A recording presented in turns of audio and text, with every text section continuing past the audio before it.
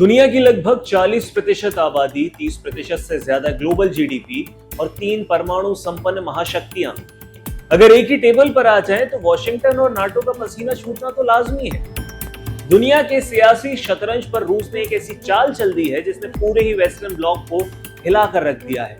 रूसी राष्ट्रपति Vladimir Putin ने न सिर्फ एक बल्कि 2 बार मंचों से पीएम मोदी और भारत की खुलकर तारीफ की है, लेकिन कूटनीति में बिना किसी ठोस मकसद के तारीफों के पुल नहीं बांधे जाते।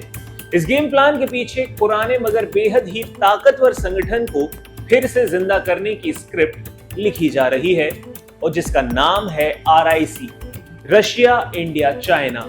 सबसे ज्यादा चौंकाने वाली बात यह है कि कल तक जो चीन भारत की सीमाओं पर आंखें तरे रहा था, उसने अचानक आगे बढ़कर भारत को एक ऐसा ऑफर दे दिया है जिसने पूरी ही दुनिया के होश उड़ा दिए हैं।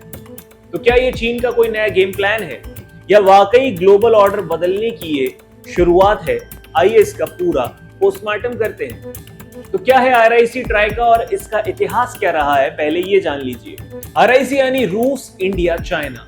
ट्राइका का सीधा मतलब है कि 3 बड़े खिलाड़ियों का एक शक्तिशाली गुट। इस फोरम की शुरुआत कोई नया आइडिया नहीं है, बल्कि इसकी बुनियाद आज से करीब 3 दशक पहले 1990 के दशक के अंत में रखी गई थी। उस वक्त रूस के विदेश मंत्री येवगेनी प्रिमकोव ने एक मल्टीपोलर वर्ल्ड यानी बहुध्रुवीय विश्व की कल्पना की थी।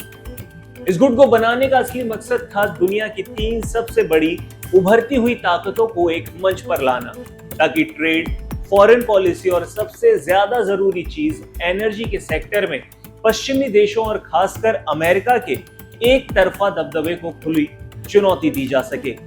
वक्त के साथ एक ग्रुप आगे बढ़ा और इस बैनर के तहत तीनों देशों के बीच 20 से भी ज्यादा बड़ी बैठकें हुई। लेकिन फिर आया साल 2020, जब ये सब कुछ ठंडे बस्ते में चला गया। सब कुछ एकदम ठीक चल रहा था, लेकिन फिर साल 2020 आया। गलवान घाटी में चीनी सेना ने भारत की पीठ पर छुरा घोंपा। हमारे वीर जवानों की शहादत के बाद भारत और चीन के रिश्ते अब तक के सबसे निचले स्तर पर चले गए। भारत ने यह साफ कर दिया कि जब तक सीमाओं पर पहले जैसी स्थिति बहाल नहीं हो जाती, तब तक बिजनेस और कूटनीति सामान्य नहीं हो सकती। नतीजा ये हुआ कि भारत ने दूरी बना ली और ये शक्तिशाली RIC ट्राइका पूरी तरह से ठंडे बस्ते में चला गया। लेकिन अब अचानक व्लादिमीर पुतिन की पहल के बाद चीन के सुर भी पूरी तरह से बदले हुए लग रहे हैं। बीजिंग अब खुलकर कह रहा है कि वो भारत और रूस के साथ मिलकर इस त्रिपक्षीय सहयोग को बढ़ाने के लिए पूरी तरह से तैयार है। चीन का यह दावा है कि सीमा पर स्थिति अब नियंत्रण में है और स्थिर है, मगर सवाल तो वही है कि अचानक चीन मेहरबान क्यों हुआ है और रूस इसे लेकर इतना बेताब क्यों है। रूस की बेताबी के 2 बड़े कारण हैं। यूक्रेन युद्ध के बाद बदले ग्लोबल सिनारियो में रूस के लिए RIC को पुनर्जीवित करना बहुत जरूरी हो गया है, क्योंकि उसे नाटो को ताकत दिखानी है।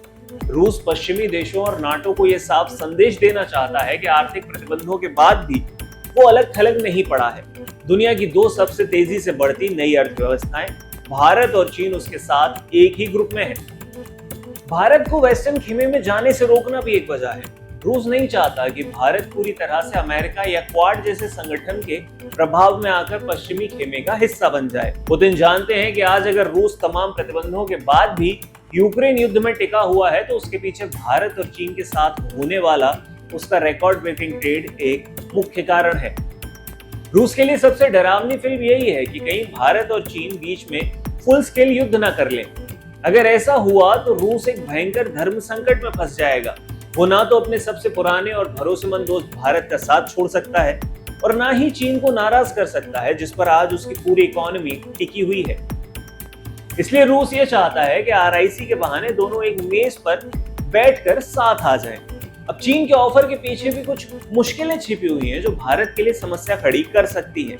चीन ने भले ही भारत को चलो मिलकर साथ दुनिया चलाते वाला लुभावना ऑफर दिया हो, लेकिन भारत के लिए इस जाल में फंसना आत्मघाती हो सकता है। इस ऑफर के पीछे 3 ऐसी बड़ी कूटनीतिक चुनौतियां हैं जिन्हें नई दिल्ली कभी भी नजरअंदाज नहीं करेगी। सबसे पहला है पाकिस्तान को चीन का जो अंधा सपोर्ट है। ये कोई सीक्रेट तो है नहीं कि पाकिस्तान को मिलने वाले कुल हथियारों का लगभग 80% से ज्यादा अकेले चीन सप्लाई करता है। भारत के खिलाफ होने वाले ऑपरेशंस हो या इस्लामाबाद को हथियारों से लैस करना हो, संयुक्त राष्ट्र UN में भारतीय सरजमी पर हमला करने वाले आतंकियों को वैश्विक पाबंदी से बचाना भी, चीन हमेशा पाकिस्तान की ढाल बनता आया है। ऐसे में अगर भारत बिना किसी ठोस बदलाव के चीन से हाथ मिला लेता है तो ये बीजिंग की नीतियों को क्लीन चिट देने जैसा हो जाएगा। दूसरा है रूस और पाकिस्तान की बढ़ती नजदीकियां। भारत के लिए एक और जो चिंताजनक बात है वो ये है कि पिछले कुछ समय में हमारे सबसे पुराने दोस्त रूस और पाकिस्तान के बीच थोड़ी नजदीकियां बढ़ गई हैं। साल 2023 से पाकिस्तान ने रूस से डिस्काउंटेड क्रूड ऑयल खरीदना शुरू किया और इतना ही नहीं, रूस अब पाकिस्तान को कुछ डिफेंस इक्विपमेंट्स भी देने पर विचार कर रहा है और पिछले साल दोनों के बीच मिलिट्री डील्स को लेकर चर्चा भी हुई थी। भारत को रूस पाकिस्तान की नई केमिस्ट्री बिल्कुल रास नहीं आ रही और इसके पीछे तीसरी चुनौती है रूस और चीन की नो लिमिट पार्टनरशिप। यूक्रेन युद्ध के बाद रूस की निर्भरता चीन पर इस कदर बढ़ गई है कि दोनों देशों का आपसी व्यापार रिकॉर्ड 244 बिलियन यानी 244 अरब डॉलर के पार जा चुका है।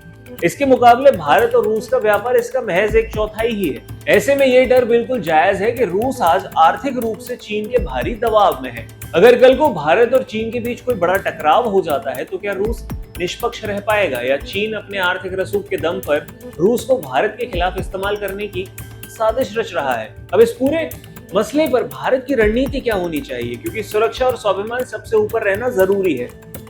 क्या भारत को चीन के इस ऑफर को स्वीकार कर लेना चाहिए? तो जवाब है बिल्कुल भी नहीं। कम से कम इतनी आसानी से तो कतई नहीं। भारत को रूस के जरिए चीन को एक कड़ा और साफ संदेश देना होगा कि जब तक LAC पर अप्रैल 2020 से पहले वाली स्थिति बहाल नहीं होती, चीन अपनी विस्तारवादी नीति को नहीं छोड़ता, तब तक RIC को दोबारा एक्टिव करना नामुमकिन है। भारत की फॉरेन पॉलिसी हमेशा से स्ट्रेटेजिक ऑटोनॉमी यानी रणनीतिक स्वायत्तता पर आधारित रही है।